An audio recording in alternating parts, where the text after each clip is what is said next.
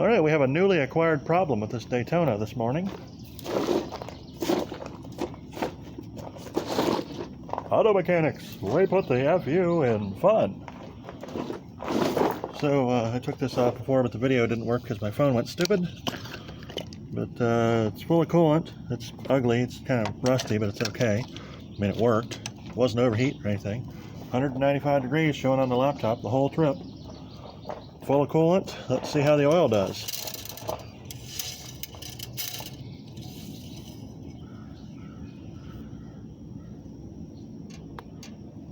And she is exactly at the full mark, just as it was yesterday when I still left out, and it's nice and clean. Let's see if we can find out what's screwy with this thing. Now that the cursed evil day star has ascended, is scorching the skies. Oh! There's part of the fuel problem right there. The damn thing's run right next to the exhaust. I was going to move that and I forgot. Alright, well, we'll do that when we put another engine in it.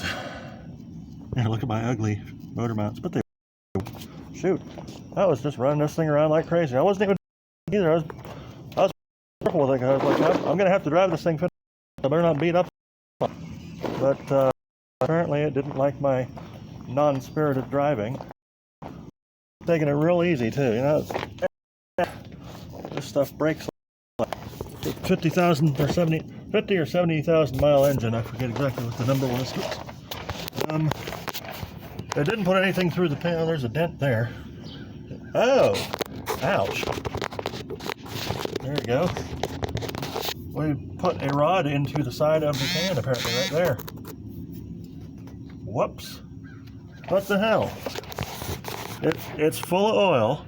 Well, I'm glad it didn't dump all the oil onto the street. It might be salvageable. Oh, look at all this rusty crap on the bottom of here.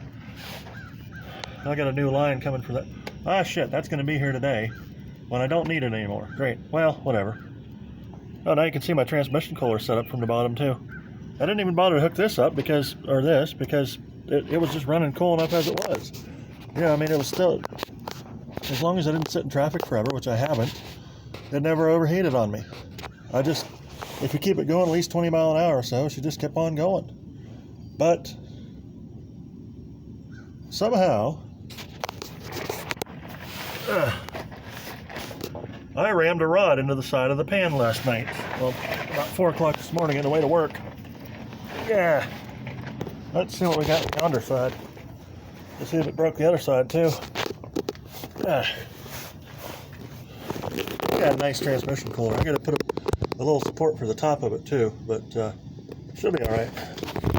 Well, I mean, assuming I get another motor to this thing, rebuild this one. Probably not real good at rebuilding this thing in frame, but nope, that side's clean. Huh?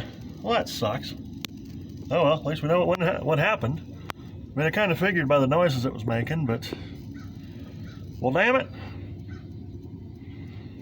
Where is this dent in this side of this pan supposed to be here? I know it's sitting on the axle just about. There's a little tiny air gap there. I wonder what fell on here. Speaking of which, I forgot to bolt that back up. Oh, dude, look at that. Well, that's not part of the engine. That's an adapter thingy. Where the hell that came from? Probably some kit that I forgot about. What you call it? Sitting in the pan. Not the oil pan, the drip pan or the splash guard or whatever. So we'll leave that there. Damn it. Oh yeah, there we go. Check it out. That's my shortened custom water neck there. The damn thing was working so good. I mean, it ran perfect yesterday. It ran perfect this morning too. It went a little bit lean. I reworked the fuel plumbing in the back, and it went back to normal. It was just, I mean, whoops, yeah. It would just bust ass up the road. I wasn't beating on it though. I mean, I'm just doing a regular. I haven't had this thing past about half throttle. Just going up the road. and it just it wasn't making any weird noises. And all of a sudden, I thought it sounded like the exhaust was starting to leak. I thought maybe I'd overheated that homemade manifold, but there's my fuel setup. It's kind of ugly, but it works. Once I got rearranged it a little bit so that it holds pressure, the pump likes it, and she's working. But, well, it's kind of a moot point now. It started making a weird little noise like the exhaust was starting to leak. I thought maybe I burnt one of my welds through, or burnt some of the slag on the welds through, because maybe, you know, sometimes your welds ain't perfect, especially mine. But it apparently had other ideas. The damn thing just blew a rod, and it started smoking real bad out the crankcase holes, vents, whatever you call them. That was it. It just dropped a rod. Sounded like a coffee can full of bolts in there.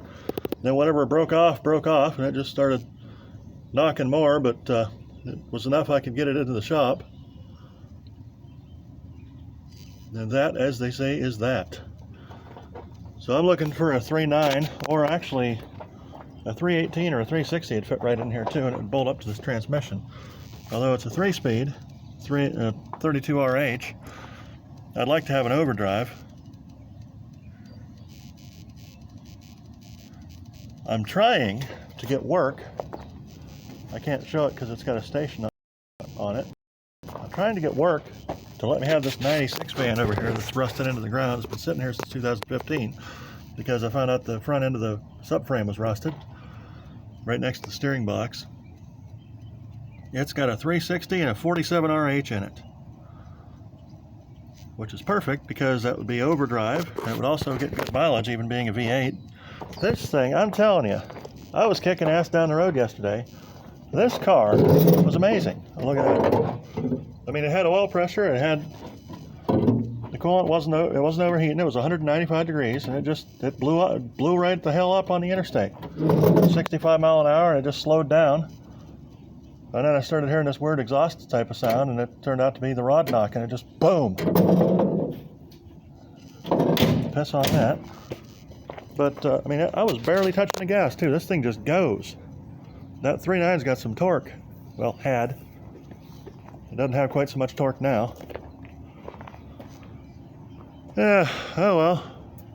I've got, let's see, it's May 20th right now. I've got until probably June 9th to come up with something that runs. Well, we could probably use this, but I kind of don't want to take my daily driver on that sort of a ride because it's kind of rough. It's been needing work, and I've been trying to fix this up so that I have a daily driver so that I can fix my truck. Fix the front end, the ball joints and junk, but now we got a problem. Dakota ain't gonna make no trip. Well, it'll probably make a trip, but I'm kind of concerned about the frame being rusty.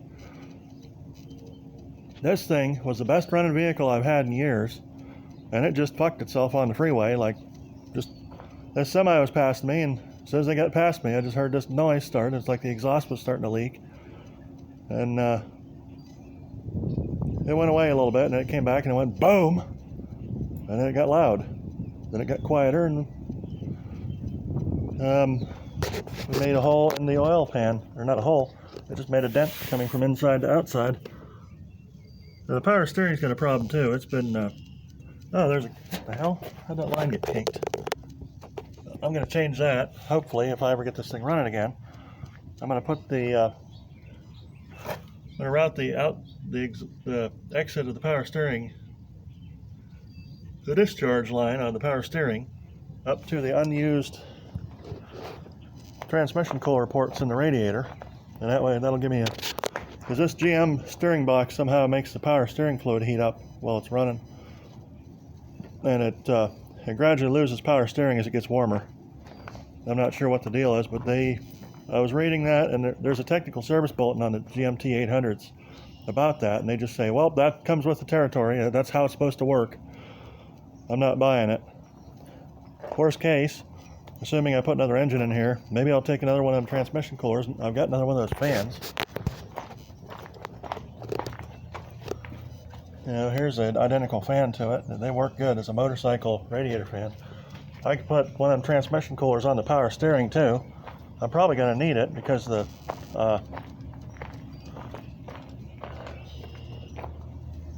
once I get into actually off-roading it, once I get a transfer case for it, make it actually four-wheel drive,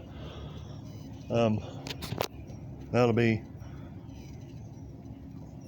probably necessary because I'm sure that's going to heat the fluid up a lot. Look, I even washed the windows. Well, except for that one, it had rolled down.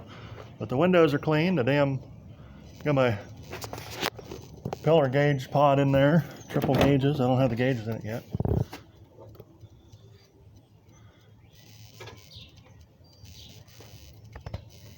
I did have a digital monitor heckamajig on the oil pressure, and I knew that was good. I mean, this thing was just kicking ass. It was just rolling down the road. Wasn't even smoking Indo or sipping on gin and juice. It was just cooking. I barely had to touch the gas. I bet you I was getting 20 or 25 miles a gallon. Even with a 3-speed direct drive transmission. 1-to-1, 32 RH. Yeah, we'll see what we can get. I'm hoping I can get this 47, or no, the 47 RH and the 360 out of a 96 van. It's just sitting there. It's been sitting there since 2015, almost 10 years. You'd think they'd do something with it. Well, we'll see. All right, well, I'd have to make another exhaust manifold, but I can do that in 3 weeks. We'll just copy the one that's on here and copy it onto a 360. We'll have to add a. Oh shit! That's a 360. I could probably get a header for it that'll go out that far. Because the only reason I had to build my own for this one is because it's a 3.9 and nobody has 3.9 stuff. Huh. All right. Well, I've got an engine sitting right here that I can't use. It belongs to work. I'm hoping that I can talk them out of it. Well, let's hope for the best case. Oh, whoa. What's the crud in here? I don't know. Well, all right, I'll see you later.